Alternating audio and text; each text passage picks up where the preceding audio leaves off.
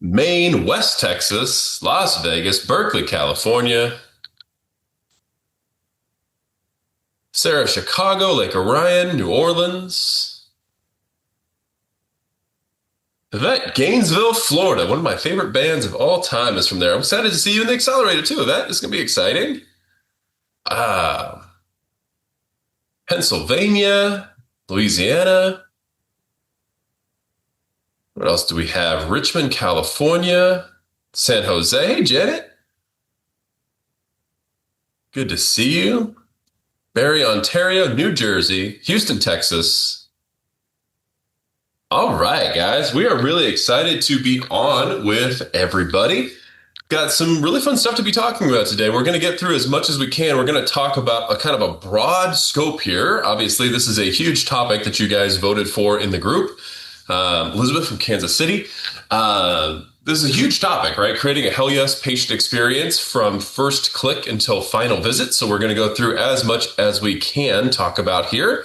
So let's just go ahead and dive in. Hopefully by now you guys have an idea of who we are.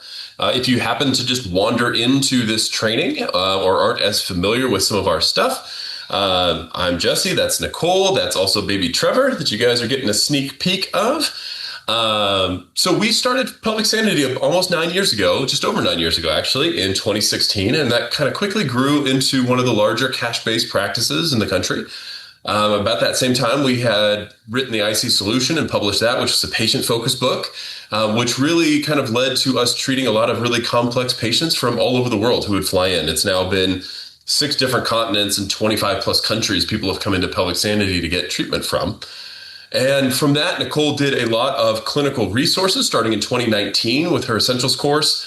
So far, we've now educated about 2,000 pelvic rehab providers, pelvic PTs and OTs with a series of full-length courses and master classes. Many of you guys have been through the Vegas Nerve master class, which was Nicole's most recent. We do the Pelvic PT Rising podcast, so if our voices at least sound familiar, that's what that's from. And Nicole co-founded Pelvicon with Jessica Real and Andrew, amazing group of folks there. Just out of curiosity, how many of you guys have been to Pelvicon? Can you guys just type into the chat Pelvicon if you have been? We're starting to gear back up for that and get excited for Janet. Are you coming again this year, Janet? I hope. I'm not as familiar with the, let's say coming this year for the first time. Oh, Janet, it's going to be good to see you and Justin if he's coming out and the littles. And then business coaching, which is probably why you guys are here and talking to us, because we've worked with 650 business owners to build a business that really works for them, their family, and their community. And we've taken 200 or 350 people now through our 6-month business accelerator program in just the last couple of years.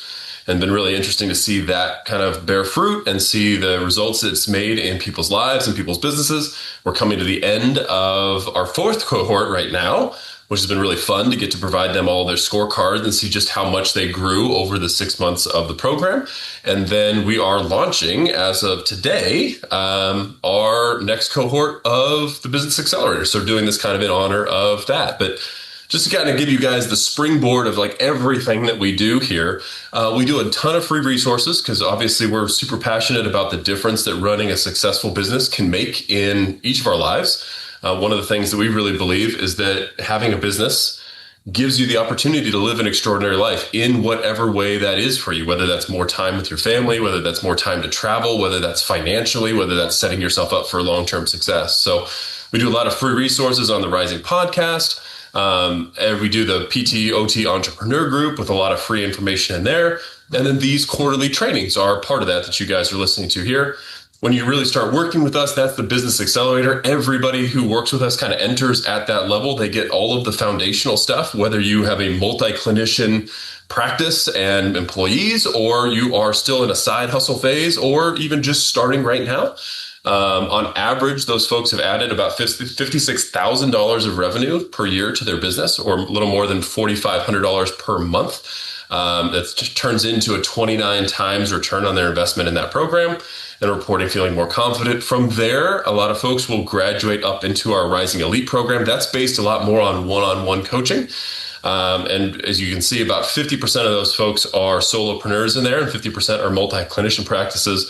And then at our highest level, that's our CEO program. It's capped at about 20 folks in there, super close-knit community, some of the best and best performing pelvic health practices in the country, averaging about $600,000 in revenue, and many of them pushing or exceeding that 1 million mark, which is relatively rare in our area, especially in a cash-based world. So super proud of everybody in there. And a lot of those folks in the boardroom actually serve as our coaches in the Accelerator and Rising Elite programs to kind of bring it all full circle. So that's just a little summary of what we got to do on the business side. We're going to talk at the end of this about the Business Accelerator, but we want to give you some really cool and actionable stuff when it comes to creating this hell yes patient experience through the entire cycle that the patient is here. And so, Nicole, I want you to talk a little bit about this, about how the experience or what we're desiring for patients changes from the transition from clinician to business owner. Yeah. So I think that as clinicians, which all of us are, right? We're clinicians first, we're business owners usually second. As clinicians, we're constantly measuring the patient experience by symptom improvement. How well are our patients doing? That we calculate that. We ask them, are your symptoms better? And it's a sort of, are you getting better or are you not? And what do we need to be doing? Relatively binary. As business owners, there's just so much more to measuring the patient experience. And I think that sometimes once we realize that, we actually become better clinicians because we are expanding our field of vision essentially into what that patient experience is. And it's not just about their symptom improvement, although that is important, but it's all about how do we make them feel? What do we add to their life? What do we add to their experience? And so what we're going to go through today is essentially like looking and dissecting what the patient life cycle is and where we can, as business owners, create a really great experience that has nothing to do with your clinical skill, your clinical acumen, how many Con Ed courses you've been to, what technique you're going to use on them. It has nothing to do with anything about our clinical expertise and knowledge. It has everything to do with how do we make them feel? What do we focus on to achieve that outcome at our clinic through our ethos. And so we're going to go through that experience by looking at sort of what the patient goes through. So we're going to talk to you today about creating a hell yes experience, why it matters. We're going to go through some marketing stuff, some website stuff, some conversion stuff, some clinical buy-in stuff, and overall how to create a raving fan. All of this is a part of a sort of big snake-like version of what the patient experience is. So why does it matter, Jesse? I think this is interesting. Sometimes we lose sight of a little bit. I think our vision narrows when we start our own business. Like we have all these ideas, right? So I know from being married to somebody who was a bad employee, right? We look back, Nicole was a bad employee. Terrible. Like just the management of her, I sympathize, right? But you guys all, if you started your own business, probably had something to say about the places you worked as an employee. If you guys wouldn't mind, put that in the chat. Like, what was something that drove you crazy about a place that you worked? Nicole went off on everything from the dress code to how the front desk answered the phones to her caseload to how they were managing the insurance side, right? Like, what were the things that drove you crazy? Jeanette was micromanagement. I'm sure that was for a lot of you guys, right? It's a great answer. Gonna let those filter in the chats. Right. Lauren. Ooh, lying about productivity. Right? Ooh. You can't hit your bonus. Or even if they weren't lying about it, like literally the sole focus is productivity. How much can you bill? And productivity in this case is a proxy, not for how productive you are, but for how much you're billing, right? 20-minute treatment session, Shelby. Right? Not understanding that dovetails right into not understanding the needs of a pelvic patient. Absolutely. Having to do treatment in the fax room in 30 minutes of time, cancellation rates, unethical billing. Janet, I just can't. I just am laughing at the idea of like you being in there and like closing the door on the fax room, and then all of a sudden you're getting a bunch of referrals coming in as you're trying to talk to somebody about their stuff, right? All of that. So I want to just point out too that so all of us had something to say about the place that we used to work, right? And when we think about all the things that people are talking about, getting authorization for patients, even, because what does that mean? That means we're having to delay care and not see that person until the authorization comes in. All of that stuff has to do with the patient experience, right? None of that stuff that we all said there had anything to do with any clinical skill. It's all things that we didn't like about the place that we used to work that affected patient care, even though it had nothing to do with how good of a therapist we were. And I think that's what was so frustrating about it, right? So if we take biopsychosocial to mean, and for it to be not just a buzzword, but to actually embody it, it means that we have to care about every single part of the patient care journey, from the time that they're looking at our website to the time that they leave our clinic. And when that is matters, right? For us, that means it's not just at symptom resolution. That means it's through the actual phases of treatment. But if we're taking biopsychosocial into account, then everything around that patient journey matters. And as a business owner, everything about that patient care journey matters to their experience and matters for us to optimize it then. And it's worth it to optimize that part. Yeah, if we're going to be running a non-traditional model that's not taking insurance, it's asking people to pay up front, then we can't have a traditional experience, right? We have to create something better. We have to raise expectations and meet those at every stage along the way. That's why that picture of Nicole, there's not a fax machine in the back of that room, guys, right? Like that's not an accident. And this makes business so much easier. This makes so much business sense as well, because getting great outcomes for people, which is at every part of their journey, makes it so much easier. That we're getting those word of mouth referrals. We're getting those Google reviews. We're creating this positive feedback loop. You're even having conversations with people on the phone that are so good that they can't come to you, but they're telling their sister, their best friend, that they wish they could have. Right? Being great at what we do is going to make everything in the business easier. And so we want to think about this at all different stages along this way. And, Janet, one of our OG folks, is going to recognize this. We've been using this for 5 years and it's still the same stuff. Like, this is the patient acquisition journey, right? The patient realizes they have symptoms. The first question is, do they find you? Do they find your website? So if not, then we're not doing a good enough job marketing. We're not helping them find us in whatever way that is. We're going to talk about that. That's why we're going to talk about marketing as part of the patient experience. Then they get to your website. Do they contact you? You guys will be shocked if you actually looked at the number of people who go to your website versus the number of people who fill out a contact form. I guarantee for most of you guys, it's less than 5%. Right? And I've looked at a lot of these numbers over the years. It is vanishingly small. And those are people who are local, who have pelvic floor issues, who go to your website and decide not to call you for whatever reason, because it doesn't resonate. So we have to talk about that website side. Do they book an initial evaluation, right? This all goes into the phone call that you have with somebody. And yes, it should be a phone call. Spoiler alert, we're going to talk about it. But do they book that initial evaluation? Or do they call you and leave going and thinking, yeah, you know what, I need to go back to my OB, I need to go back to my urologist, or I need to go find someplace that takes my insurance if you're a cash practice? Do they actually show up to the evaluation? Once they're actually there, do you get that initial clinical buy-in so they become a good patient? Nicole, you'll talk a lot about forfeits. That's people who drop off in those first 3 visits. How do we prevent that? How do we get clinical buy-in from the very beginning, especially when a lot of us are still in our own heads if we have money mindset issues, which we all do when we start a practice, about how much we're charging folks and telling them to come once a week for the foreseeable future, for 12 visits, for 20 visits, get them on the books. And then, do they become good patients? Do they get all the way through the plan of care and have a great last visit and become an advocate when you discharge them?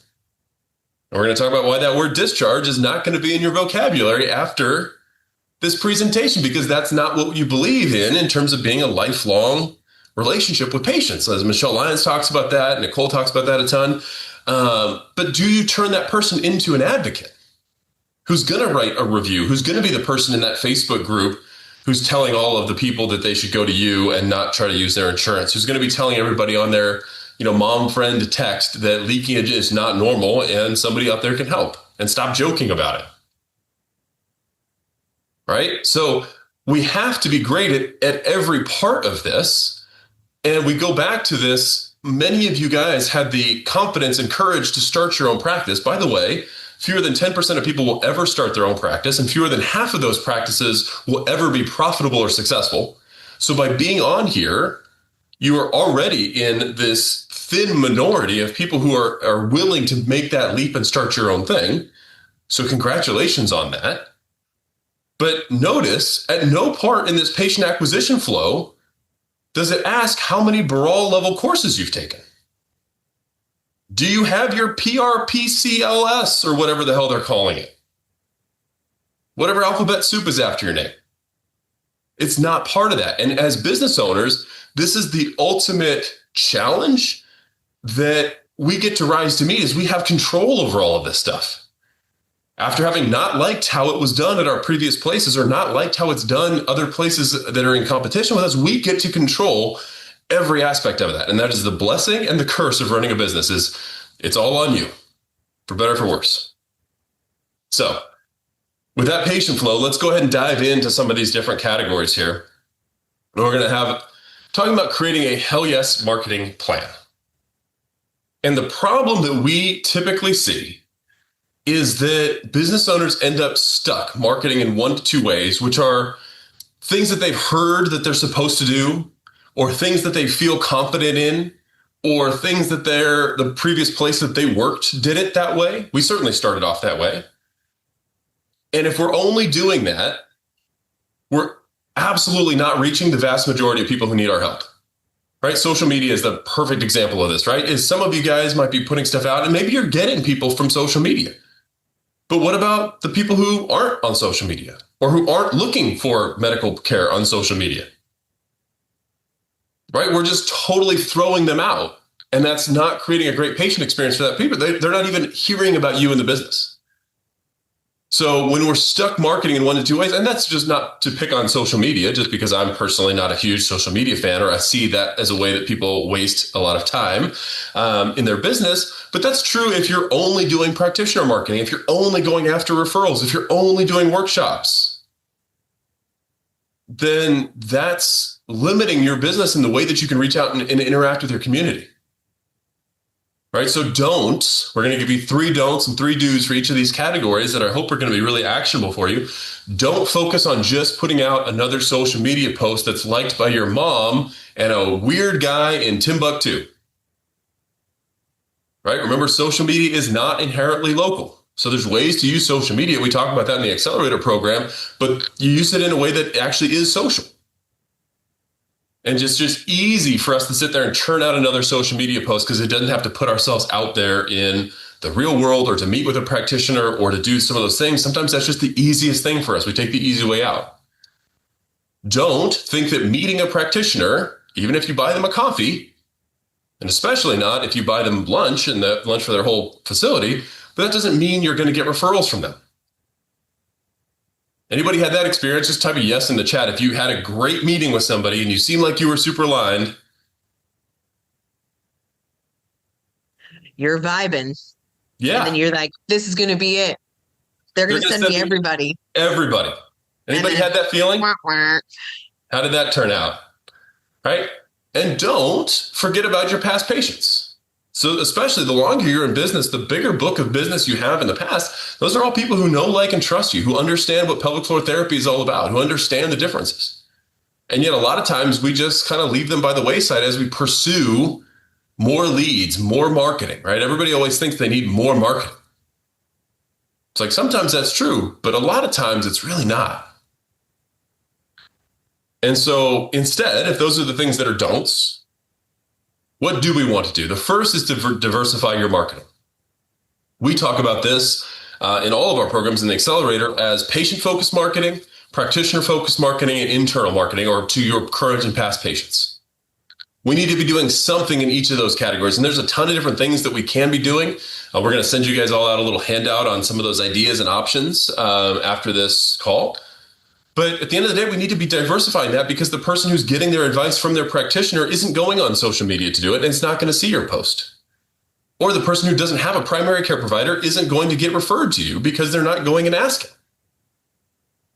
So we have to diversify our marketing. The other thing that's so important about that for the longevity of the business is you have to find out what works and what you're good at. So many of us are stuck doing marketing that we either hate doing, which means we're not going to go and do it, right? Me thinking I'm going to go down to the gym and swim laps when I'm like trying not to drown the whole time. It's like, how realistic is that?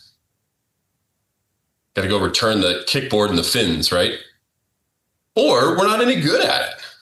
Hey, I'm supposed to be doing workshops and I get up in front of people and I have terrible stage fright and I'm not really good at converting those people. I've done 3 of them and I haven't gotten a patient from a single one. That might not be the mode for you, but you'll never know if we don't try a lot of things, diversify our marketing. And the other thing about diversifying the marketing from a patient experience standpoint is that I think the research shows that the average person needs 7 touch points before they actually say yes to your product or your service. And so when we're thinking about diversifying our marketing from the patient experience perspective, we want to be able to hit them essentially at different stages of their readiness to do the thing, right? They may see a social media post, but they're not quite ready yet. Then they might see you at a workshop. They're not quite ready yet. They might finally see your brochure at a practitioner's office and then finally be like, okay, I need to do this. But that doesn't happen by accident. And so by being a consistent staple in your community that is marketing in all these different ways, that's going to create a patient experience that's like, oh, these people really care and they know what they're talking about inherently underneath all of the pretty brochures and things like that. But that's what the patient experience, that's how it impacts the patient experience to diversify your marketing. And that next do is deliberately cultivate relationship with different providers. That goes to that. And then marketing to past patients, making sure that your relationship with that patient, even though they might be in a ta-ta for now state, not a discharge state, but a ta-ta for now state, means that you are constantly there for them in a way that creates the experience with your company doesn't end when their symptoms are done or when they've left your clinic, right? They're still getting stuff from you and information from you and a positive experience from you, even past the time that they're physically coming into your office. So that when inevitably their sister, their brother, their friend has a problem, or they have a recurrence or a new issue come up, that you're now at top of mind for them. And that's the kind of patient experience that we want with this type of marketing plan. So we hit marketing. What happens after we market to somebody? We get them to come to our website. And we want our website to actually convert those people into leads who are going to reach out, give us their contact information, want us to follow up with them. But right now, only a small percentage of people who visit our website are reaching out to us. And we have seen this time and time again with some of the tips and tricks that we're giving you here. And then in the Accelerator program, we have a whole module. We dive into this. Like, it is a substantial change. You think your marketing is failing. A lot of times it's your website that's failing. And so if you're doing all of this work marketing, this is why we actually start with this in the Accelerator program. You're doing all this work marketing, all these social media posts, all of this community stuff, all these practitioner things, and you're sending people to the website. And then they're not booking. Well, you don't have a marketing problem. You have a website conversion problem. And so I have looked at this so many times, and I think we actually share our original website at Pelvic Sanity in the Accelerator program because we didn't want to pick on anybody else, and we picked on ourselves. It was so bad, you guys. You have no idea. It looked like we were a digital product company. You guys, cringy. I mean, even the one that we had like a year ago is cringy bad. Yeah, and every year. So we're updating this every single year. If you haven't looked at your website, we're talking about to you guys in the programs that we have. You're looking at your website every single year, and every single time we do, our conversion rate goes up. We get better and better at doing it. And so the don'ts that we see, be vague, airy, empowering is the language that's always on these. Like, we want to have a mind-body connection. We want to empower you to feel better in your own skin. And all those are really great concepts. But if I'm calling you because I'm a guy and it feels like I'm sitting on a golf ball, I'm not looking to be empowered. I'm looking for someone to fucking fix that, right? So do you say who you serve? Is it clear from the very beginning, even where you are? I go to some people's websites when we do website reviews. I can't tell where they're located. I'm having to Google the zip or the 3-digit phone number at the beginning, the area code, in order to figure out where people are located. Like, how is that person going to know that they can come in and have help? Another big don't, stock photos, right? A photo is worth 1,000 words. You've heard that. Your photos on here are so critical to actually see. And you saw one of the ones that we use at Pelvic Sanity, right? It's Nicole. It's in the private treatment room. Think about all the questions that answers by having that picture, that action shot of Nicole in there. Am I going to be in a big gym space or private treatment room? Answered with that photo. Am I going to be totally naked? Is this going to be weird? No, you're in a patient gown. Answered. You're totally covered. Someone in there who looks and has similar issues to what you do, right? So don't use stock photos. Make sure you're getting action shots. And these days, there's no excuse. So if you guys are still on the stock photo kick and you don't want to pay for a professional photographer, that's fine. Your iPhone is a better camera than anything that was invented prior to 5 years ago. Any professional camera. So get a friend, get a significant other, go down, open up the windows, and take some photos of you and your place. And finally, don't use automatic booking. And we get into this a ton in the Accelerator program. And sometimes we get pushback from people who have been sold this by, Jane or PT Everywhere has this great thing. I guarantee you what you are doing with automatic booking, and we've seen this so many times, is you are collecting the names. And I get the temptation. You guys are busy business owners. It feels great to have somebody call in and book on a Sunday when you're not even paying attention. But what you're doing is that you are getting the 20% of people who were going to work with you no matter what. And the 80% of people who are on the fence or aren't sure are just leaving. And if you actually look at the back end numbers on your website, you guys will absolutely see that. And so we've seen people, when they turn this off, double or triple their number of leads that are calling. Because think about this from the patient experience standpoint. If you guys want a business an experience that reflects you from the first click till the final visit, then what do we need to do to start that experience before they actually come in is we need to friggin' talk to people. And I know that seems a little bit archaic, especially for you Gen Zers out there that are like, I don't want to talk on the phone to anybody. But I can guarantee you that a person with a pelvic health problem wants to just make sure that this is right for them, right? They just want to make sure they know it, but knowing and doing is a huge difference, right? They know they need to. They know it's easier to book that way. But a lot of times they don't just do it. It's one of the reasons why we're doing this free webinar, right? A lot of you people, every single person on this call knows that they need to do the Accelerator program if you haven't already, or you're not in one of our programs. But you just need a little bit more of like, what is it really going to be like? What are they going to be like? Are they going to be cool? How do they teach? So the website should embody what they're going to get at your clinic. The phone call and the acquisition to get them from website to calling needs to be consistent around your whole ethos and your vibe, so that people can decide, is this right for me? The more yeses that you get from somebody, oh my gosh, these people are so awesome. Oh my gosh, she's so nice. Oh my gosh, this is so pretty, right? And then when they walk into your clinic, it's exactly how it looked like on the website. It's consistency that signals safety to people. These people are legit. They're not trying to do something weird. They're not trying to overinflate how cool they are. It just is like that is what pelvic sanity looks like. When you look at all of our stuff on our website, it literally is what it looks like right now. And the second that we change something, we change a picture because we want people to have that consistency. So that's what we mean. So, somebody asked on here, by better website, by better at website, do you mean by having better SEO? That's not what we're talking about here. We're talking about the patient experience of experiencing consistency on your website to what they're going to see when they come in. All of that creates that hell yes experience, right? Why do we ask for a name, phone number, and email on all of our forms? To go back to this do section, it's because when we call them back, we want to call them by name.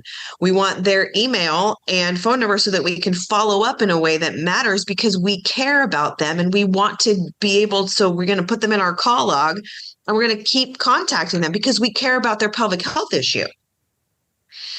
On our website, we want to specifically say why someone should work with us because it's going to speak directly to them to show that we're the expert, that we know what you're talking about, that we know what we're talking about, that we can help you, all of that. And then making sure that you have a post-submittal page for your contact form. Jessica can talk to you a little bit about that. But all of this is to create a consistent message about what you stand for and who you're going to be able to help. So that when they actually get to your office or whatever, it all creates that amount of safety in that experience so that, they're the real deal. That's when people talk about, I want an authentic business. That's what authenticity is. It's that consistency of what you believe to what you're putting out there and who you actually are, right? That's what we mean by making your website reflect who you actually are. And Sloka, I don't have time to get into my SEO rant. I wish that I could. Don't, Jesse. We need to move it along, buddy. I've got a great one, but the better your website is for actual people, the better it's going to be for SEO, not the opposite way around. And so these two tricks, though, here, I mean, it's going to be worth tens of thousands of dollars to your business over the next 10 years. Make the name, phone, and email required on your forms so you have that stuff to call back, like Nicole said, and a post-submittal page for your contact form. So when somebody submits the contact form, I know this is getting in the weeds. Most of you guys have a thing that says it's the standard thing for your website. Congratulations, your email has been sent, right? No, send them to another page that has more information. Put yourself in the position of that person. They just took this big leap to, actually reach out and contact you. They're still a little bit on the fence. Now this is the perfect time to give them the more information. What else do you want them to see? Do you want them to see a testimonial? Do you want to see 10 ways that pelvic sanity is different? Do you want to see another picture of somebody who's doing great, right? All of this stuff, right? And Sharon, I changed my thing to have a phone number in it. All of a sudden, you're converting everybody because you actually get on the phone and talk to them, right? Everyone's like, oh, how do I call people back? I didn't get their number. Make it required. Simplest fix ever, right? It's a one button. So, and this post-submittal page is so critical. It is going to dramatically increase your conversions as well because you have another chance to speak to them. They've just gone through your website. They've seen this. And instead of just a simple little message and leaving them on the same page, send them something else that's going to be interesting to them that they're going to be able to read through. All right. Initial call. Here's where I get excited. All of us have a script when we answer the phone. If you answer the phone yourself. Actually, if you guys are on here, give me a yes give me a me if you answer the phone yourself, and an admin if you have an admin answering the phone. Leslie, Sarah, a lot of me's. Kristen's admin. Okay. Whether this is you or whether you're training somebody else to do this. This is why we in the Accelerator, we go through phone scripts as its own complete thing. We talk about primary scripts, secondary scripts. Some of us have this aversion to scripts. You are using a script right now. Anybody not believe me? Like, you're saying the same stuff every time. The only question is whether you've thought about it and whether it's a script that works, whether it's a good one. So don'ts on the phone. Don't, as we've talked about, have conversations over email and text.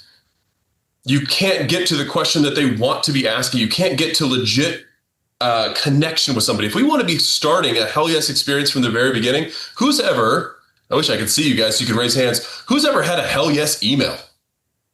Wow, that was a great email experience that I had. They sure signed it off warmly, and it really gave me a fuzzy feeling in my heart. No, you got to get somebody on the phone. And again, that's uncomfortable. I know the first time I answer the phone, my palms are sweaty.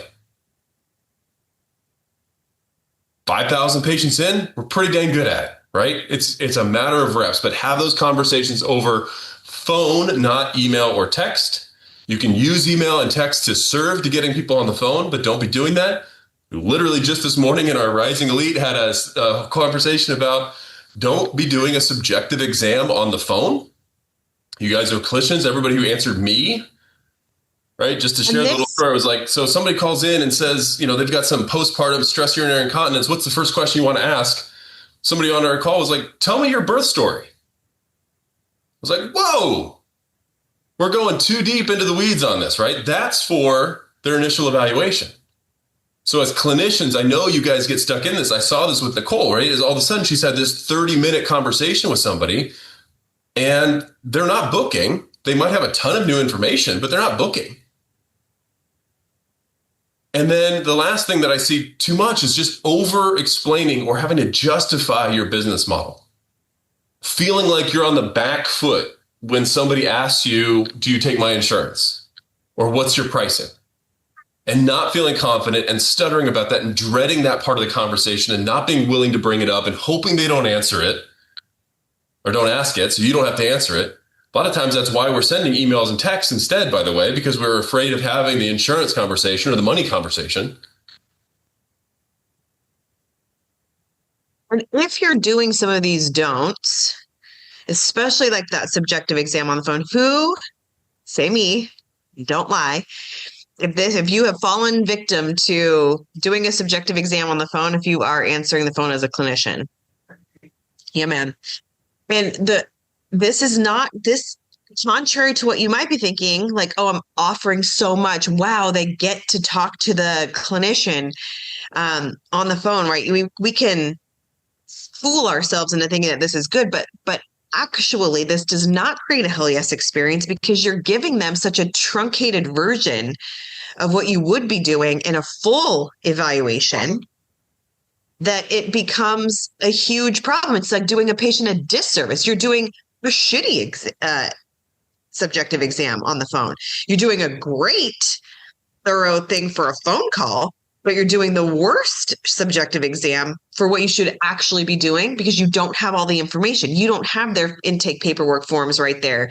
You don't know that they also have an undisclosed bowel issue or a history of childhood trauma, right? You don't have all of that information, so you can't possibly be doing a good job of the subjective exam on the phone when it's supposed to be, I can help you, you're in the right place, let's get you on the books and get you in. Like that's the goal of that experience, right? That's the hell yes experience, is to have that be it, for the dues. Let them know you can help them.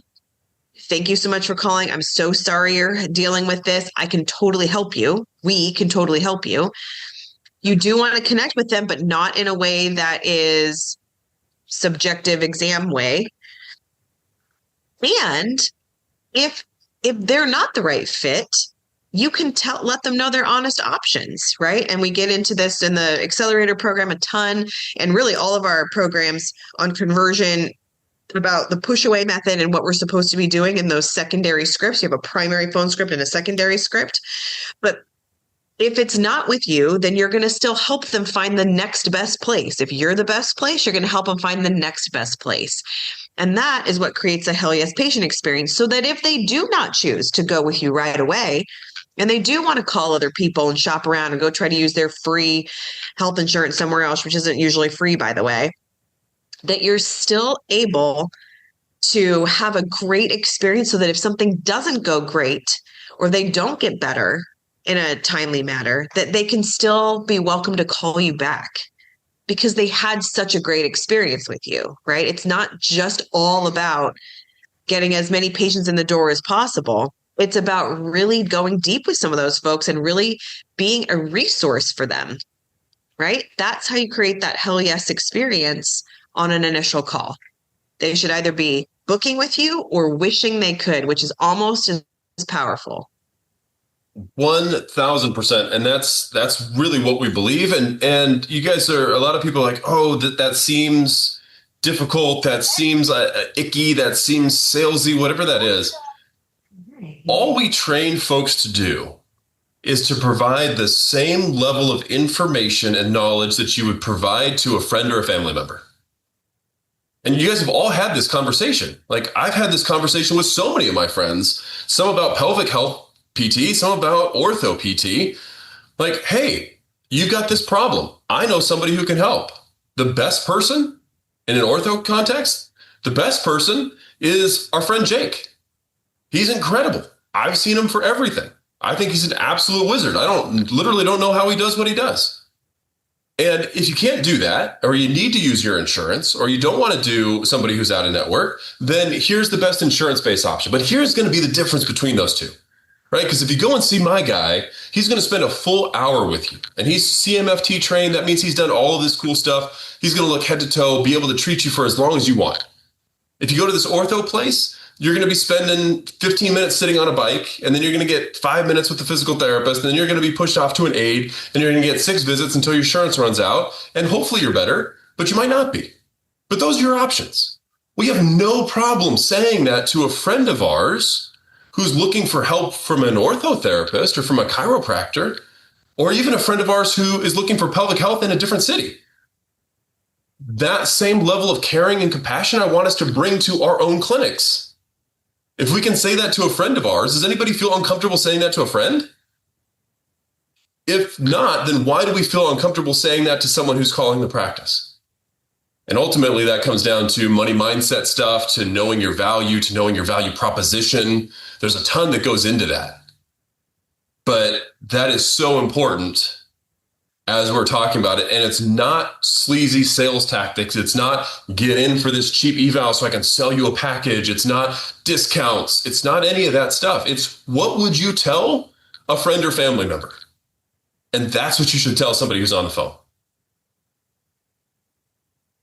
All right, to getting to Nicole's passion, and I think we're one of the only people who talk about this in a business context, the clinical shit matters. Right? Getting buy-in matters. And especially in those first couple of visits, we need to be creating that from the moment somebody comes into the practice. And again, it's not a hip mob and it's not visceral manipulation. It's not anything else.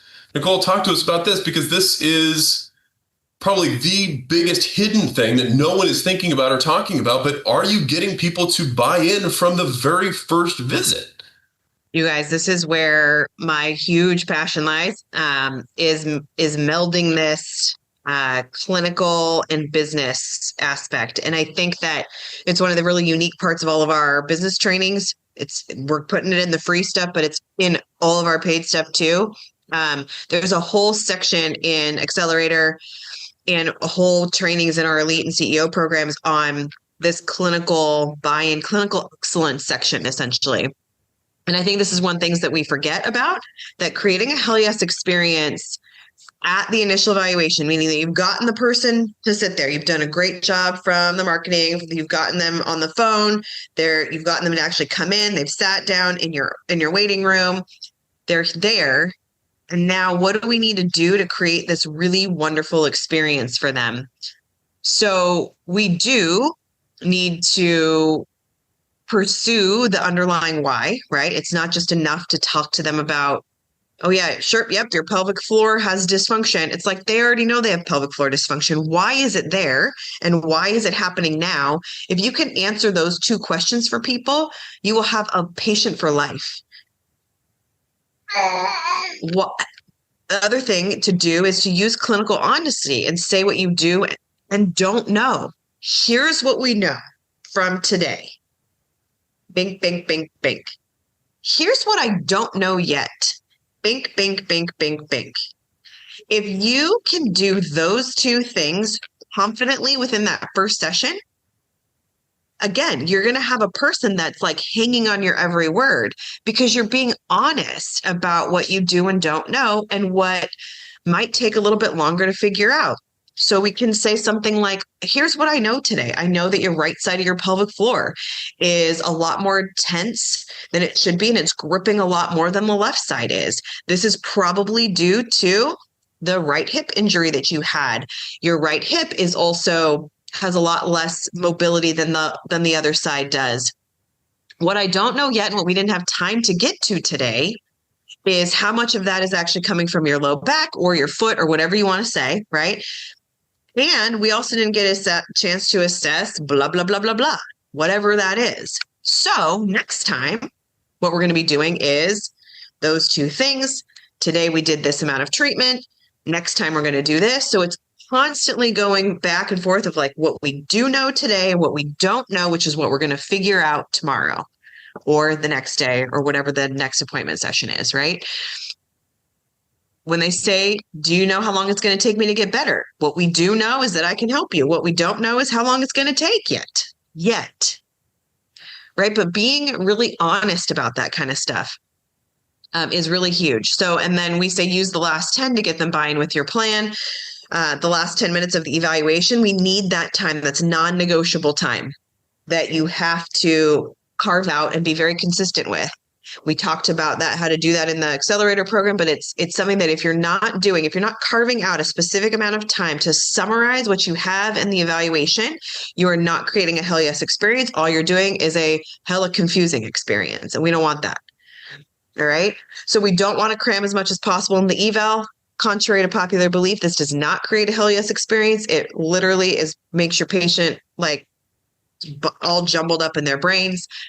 We don't want to send them home with a binder full of exercises or post visit emails about all the things. Does anyone do this? Email their patients afterwards, the summary of what happened in their visit. We call that in the program time-sucking nonsense. It does not create a better experience for people. All it does is confuse them and remind them of all the things that they're not doing. And we also don't want to tell them a specific number of visits it will take because we don't freaking know yet. Because this whole thing's a two-way street. You're not going to be any more Missy, right? But because that doesn't help anybody. It does not create a hell yes experience. What creates a hell yes experience is getting them to come back, right? And they don't have to read anything. You don't need to send an email. They just need to come back. You're going to talk about it. Good. They need to come back. That's what we need to get them to do. Oh. So that's that. And Leslie, you are definitely not alone. I've been trying to stop. Just stop, girl. Just stop. Just don't do it. When you sit down at your computer and be like, I'm going to write this patient an email, you're going to be like, nope. Nicole said, just don't do it. See what happens. Nothing's going to happen. No one's going to get pissed off. It's going to be fine. Yeah, you don't have to announce. It's so funny in the Accelerator. We have people, one of the favorite comments we've had is like, somebody asked if we had cameras in their clinic. Like, how do you know that we're doing all this? It's like, yeah, because we've done this with 600 people. I've done it. So you're not alone. We understand that inclination. It's really a manifestation, usually, of money mindset issues of trying to provide as much value as possible. More exercises, more in that initial evaluation, a follow-up email. What else can I give them that's going to justify the fact that I'm doing this? And when we really settle in with that money mindset stuff and get confident with our pricing, that desire, that frantic urge to do more starts to fade away, and you actually get better compliance and results from your people. All right. And then finally, if our goal is, at Pelvic Sanity at least, we talk about mission statements, like we want people to leave a healthier version of themselves. Not just pelvic floor-wise, but completely a healthier version of themselves. We want people to leave a raving fan. And yet we see people self-discharging or falling off or just kind of floating away into the ether. And we just kind of let them go, especially if we're busy.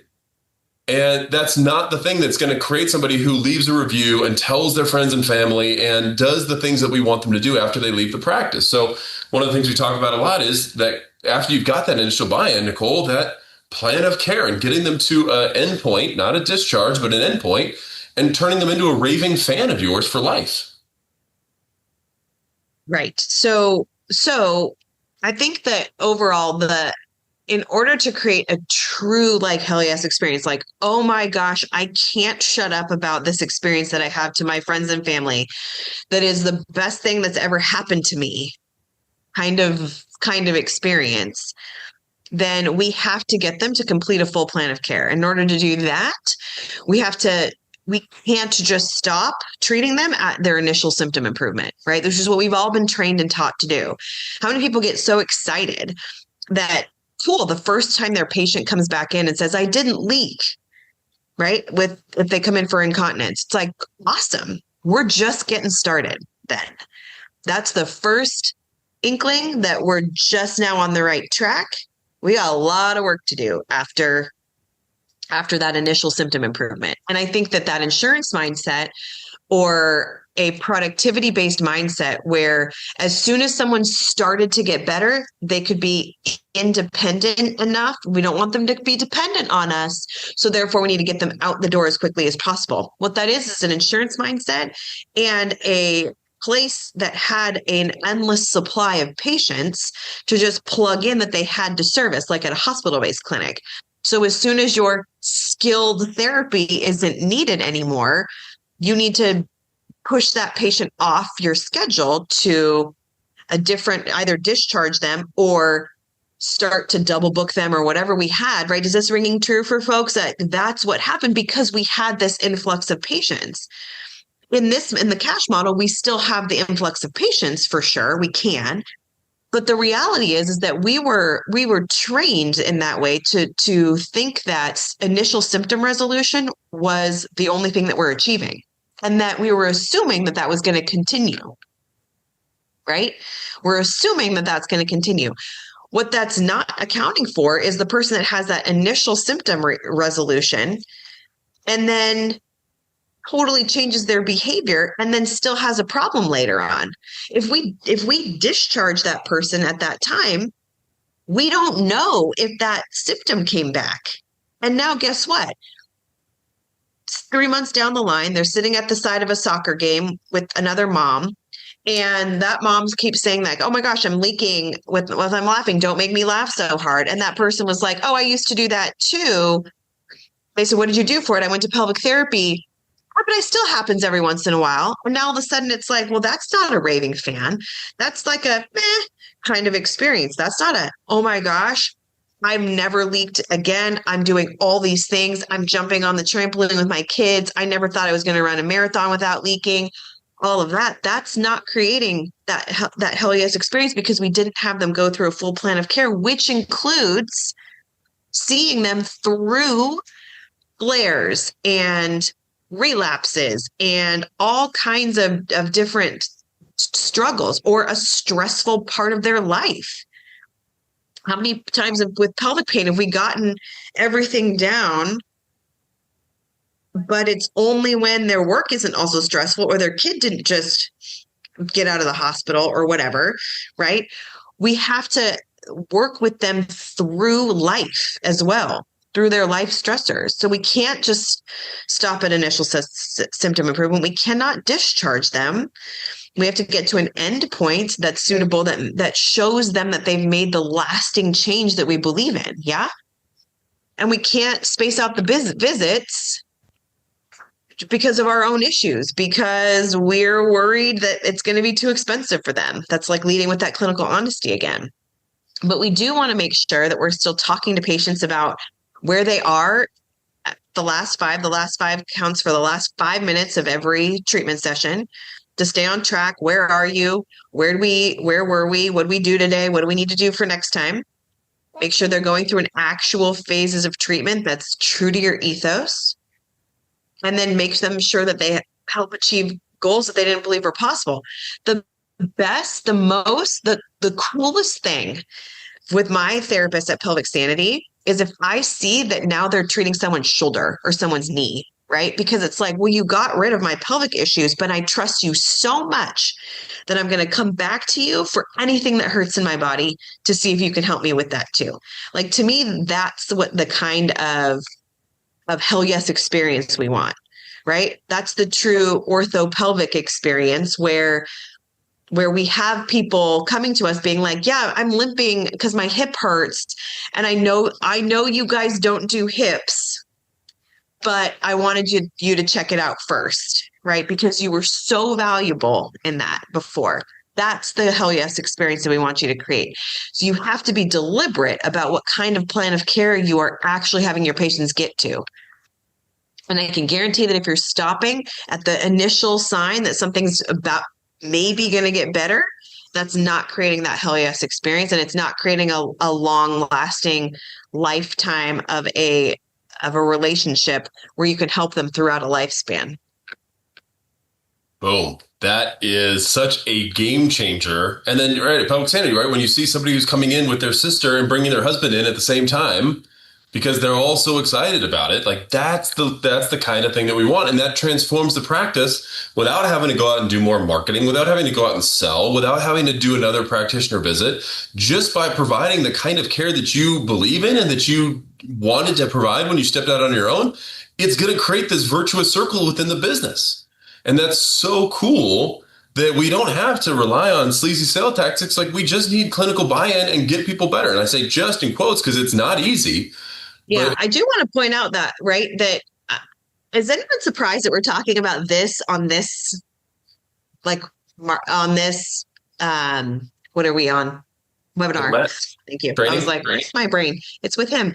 So, I mean, I hope that this is surprising to you guys that we're talking about all this clinical excellence stuff piece for this holistic patient experience. It should be a little bit surprising to you guys, maybe not if you know us a little bit from the podcast, but it really is where it's at, right? It's not, and notice that it's not the hip mob, it's not the visceral course, it's not the PCES training. All of that is great, but that's not it. So that's why we include it in our business trainings, is because it's something, it's a skill that can be taught, that can be practiced, that can be implemented, just like a hip mob. And I would argue that it's more important than any clinical intervention that you would do, is being able to communicate well with your patients and be thoughtful about what it's like to work with you. What is the patient journey at your clinic, and where can we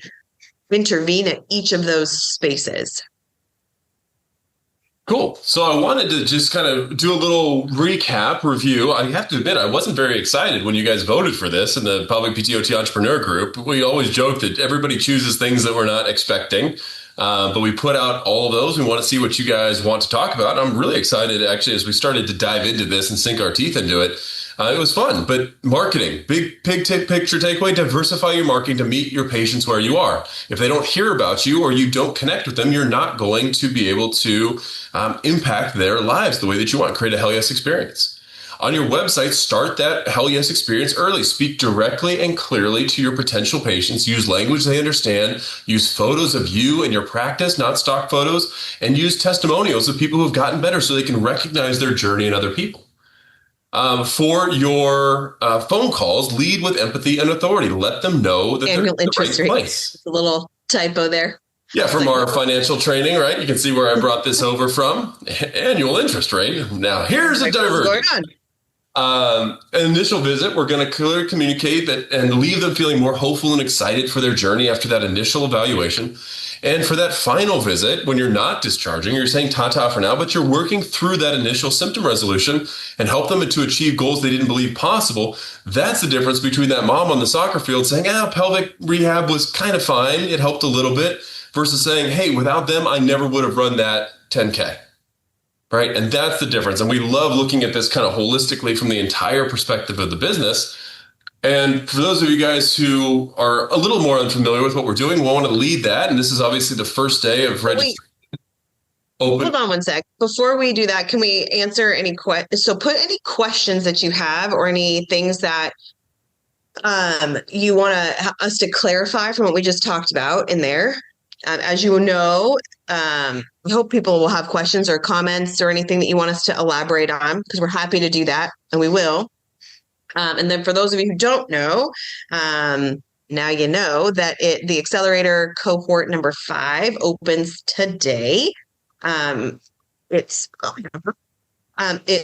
6 months program, starts in July, ends right before Christmas time. And so we're going to go over a little bit about what that program is, but we want to hit your questions in here first. So if anyone has any questions, comments, anything, make sure to put them in the chat right now, and we will make sure to get to those also. Yeah, Yvette, thank you. We're glad to have you on and can't wait to work with you in the Accelerator. So just wanted to give you guys know we're numbers nerds. And we know that it's a challenge to invest in yourself for the first time in the business. And we talk about it's so interesting that, there's such a difference between how we invest in clinical con ed versus business con ed, even though business con ed is arguably far more important for this going forward. But I know that it's difficult. It was difficult for us to invest the first time before we ended up taking off with business mentorship. So we always track everybody who goes through and how they do in the program so we can actually honestly report what happens in these programs for you guys. Instead of just having a testimonial page, we actually put out the numbers of what happens when people go through. So we've had 350 people go through. On the revenue side, it's not all about revenue, but it's not about revenue as well. On average, they add $4,687 to their monthly revenue, or $56,000 a year. 98% report a positive return on investment from the program, right? So there are 2% of people who don't get that kind of growth in it. 98% do. And again, these are all averages, right? So some people do significantly more. We've had people cross over $1 million threshold while in the program. We just had 2 people do that in our most recent cohort, actually. But that ends up being a almost 30 times return on the investment for the program, which is about $2,000 for the 6-month program, or $350 a month as you go through. And 100% of those business owners reported being more confident as business owners as they went through, which to us is really transformational too, is actually enjoying the process, and something that people have not really talked about a whole lot in this. But it's hard to enjoy the process if you're not feeling confident, if you're wondering if you're making mistakes, if you don't have anybody to ask questions to. You're going to get all of your questions answered over this 6-month program from the curriculum that we're doing, but also in the group with us, with our coaches, being able to answer all of those questions for you guys as you go. Just to give you the outline of what it looks like. So every week there is a different module. Those are pre-recorded. In terms of the time commitment people ask about, we always say you should target for about 2 to 3 hours a week to work on the business instead of in it. We also do a implementation week every month to make sure that people are able to catch up and stay caught up with what we're doing. But we do a 6-month coaching program, 18 trainings. So that's 3 every single month. We have a private community where you can ask all of the questions that you have. Those are answered by us or by our coaches in there. We have templates and handouts, call log things, stuff for clinical excellence, all of that stuff in the resources that we do. You do a one-on-one deep dive with your coach. So you'll have an individual coach. You'll be able to ask specific questions about your practice at a point during the program and get to hear about what your limiting factors are, ask anything that's really specific to you and your business as well. And then we build in that time for Q&A, for implementation. So we make sure we know that one of the yeah buts, as we call them, right? Objections, concerns, and yeah buts, is that do I have time to do this? And if you're wondering that, I would argue that you don't have time not to do it, because part of the streamlining of your business systems is to create more time in the business. And so if we don't have time to do that, or we're feeling too rushed or frantic or overwhelmed, this is a step-by-step process that's going to remove a lot of that overwhelm as we go through.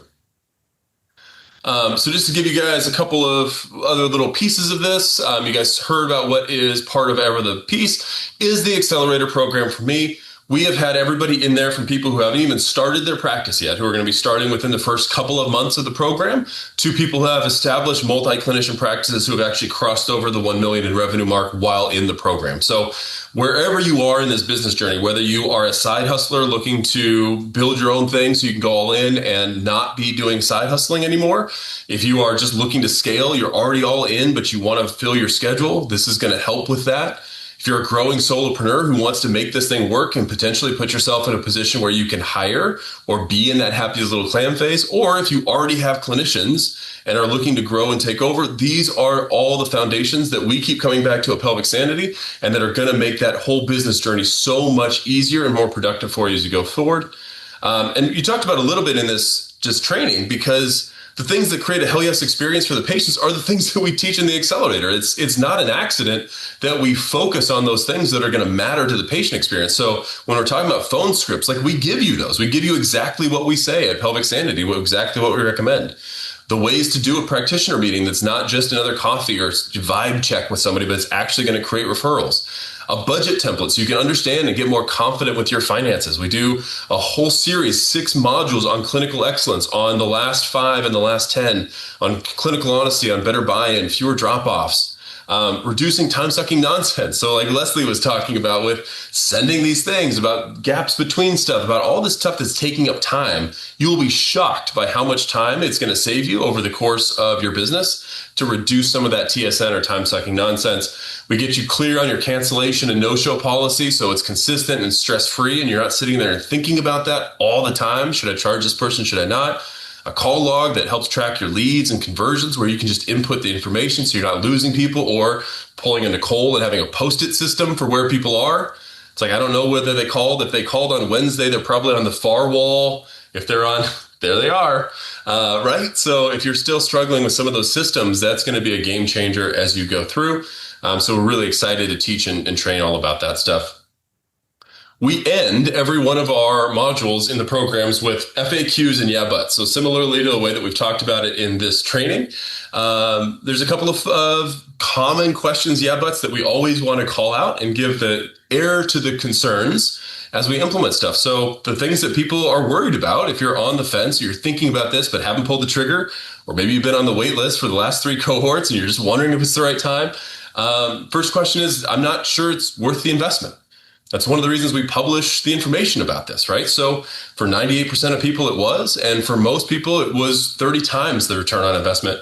And the thing that I want people to remember too is that we're planning on having these businesses for decades. The principles that we put into place now are going to be benefiting your business, not just in these next 6 months, not just in this next year, but literally over the next 10 years of your business. And so we don't calculate the ROI that way. But if you really look at it, that call log that you implement or that clinical excellence that you build, it's going to be tens of thousands in your business over the course of time. It's pretty rare for somebody to go through and not think it was somehow worth the investment.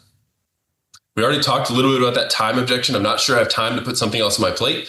This is really going to reduce that overwhelm and help you focus one thing at a time, because there's so much that we can be doing as business owners. So to be able to focus and make big changes in one area of the business each week as we go through is going to eliminate a lot of that wasted time as we kind of swirl around all the different things that we're going to be doing.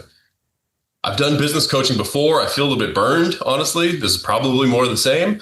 About 30 to 40% of the people, depending on the cohort, have done other business coaching before. We have never heard that this is more of the same. It is going to be very different. That's why we publish our results. That's why this is pelvic health specific. That's why we have the clinical excellence side. That's why we have all these resources and systems. If you have that objection or you've been burned before, please reach out. We'd love to talk to you about how this is significantly different and more organized than anything you've done before. What does it look like on a weekly basis? So each week we have a module that comes out. That module is somewhere between 35 and 55 minutes. Many of those have resources or checklists or things to download. And we usually recommend an extra hour or 2 a week to be able to implement those. Some of those will be relatively quick and easy to implement. Some of those might take a little bit longer and go into one of our implementation weeks. But we do 3 weeks in a row of modules in one of our 3 areas. So we'll do one on marketing and sales. We'll do one on business systems and one on clinical excellence. And then we do an implementation week to put it all together and make sure you get questions answered. And then, fortunately, we don't have to deal with this one a whole lot, but what if I hate it? Actually, let me ask the what does it look like on a weekly basis part. At some point in the middle of that program, you also do your one-on-one call with your coach, so you're able to actually ask them the questions on implementation as well and get kind of that individualized feedback as well, which we think is really important, obviously. And then what if I hate it? We don't get this very often, but if you get in, I don't know a nice way to say this. If this program's not for you, like we don't want you in it. So it doesn't happen, but we have a full money back guarantee. So if you're super on the fence and you get into it in that first month and it's just not for you, or we're not for you, or whatever it is, just let us know. We don't want you in a program that feels like it's not the right fit. So if after this you are 100% in, what do I do now? You head to pelvicptrising.com/accelerator and register.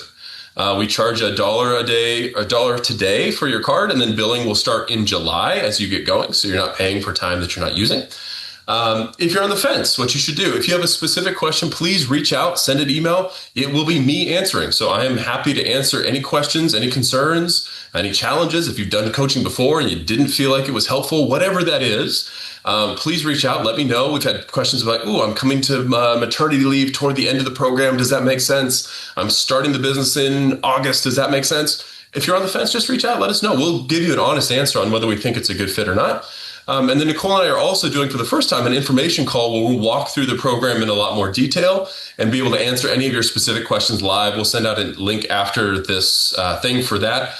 We have a couple of times for that. So it's just a group call where we can actually sit down in a little bit more of an informal setting and make sure we answer all of your questions around all of that stuff. So that's what I've got for you. Nicole, did I miss anything big? Is there anything else that we should be talking about before we let the people go?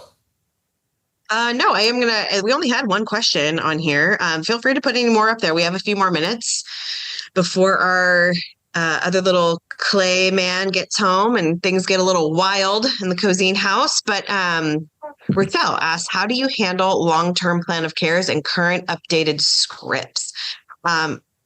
In having a Hell Yes patient experience, what we don't do is have the patient do anything, right? So we want to eliminate friction for this. So we want to make sure that you know your state's direct access laws, so you know exactly what you have to comply with and what you don't, more importantly. And then we facilitate that at the clinic for handling all of that kind of stuff. So that's what we do. Long-term plan of cares is just making sure you have we send out the plan of care document to the physician. We keep track loosely of who we get it back from, and that's it. So, and we write the prescription for a long ass time, right? So that's what we do, so that we're initially covered for a long time. And then if we really find that we really need to do anything else, then we can do that. But again, like, remember that a lot of that plan of care and scripting stuff is all is insurance based, right? You had to have an updated prescription on file for your insurance company. And that's where a lot of that stuff is just null and void when you're in cash. You still have to comply with the direct access laws. But after that, there's no direct access police. There's no prescription police. There's no plan of care police, right? So do all that. Thanks. That's what I was wondering. Long ass time. Yep. So I think at Pelvic Standard, we write it for like 1 to 3 times a week for 16 weeks or something like that. So it covers basically almost like a whole year of therapy, pretty much. So yeah. And then we've never had a problem. Yeah, and most people are already under the care of some other physician or whatever. Because remember, the intent and purpose of the rule of that kind of stuff is making sure that they're seeing somebody else so that they can catch something that we're not catching, right? So, but in the reality is that most people have a primary care doctor, OBGYN in our cases, if we're doing pregnancy postpartum. So we don't have to worry about anything else other than complying with our direct access laws in our state. Yes, those remnants die hard. Lauren just asked, what's the email address to send questions? You can do admin@pelvicptrising.com. Cool. If no one else has any questions or anything or any other comments on the stuff that we presented today, and I hope that this has given you something to think about. I hope that it's broadened your vision of what you can be doing at each point of the patient experience and optimizing that, and how it's a lot more broad than I think we think about it as clinicians. Even that, I think, can really help to create that Hell Yes experience for your patients, because we're the only ones that get to care about that. And we get to build that vision for our clients and our patients. And that's really where the fun happens in business, is that we do get to take all that stuff that we hated about our jobs, and now we don't get to complain. We get to actually act and do stuff differently. So hope this was helpful to each of you guys, each and every one of you guys. And if you have any questions as you move on into one of our programs, we'd love to hear from you. admin@pelvicptrising.com for email. And then we also will be sending out some handout and another link to come to that information meeting if you are still on the fence. All right, folks. Have a really great day.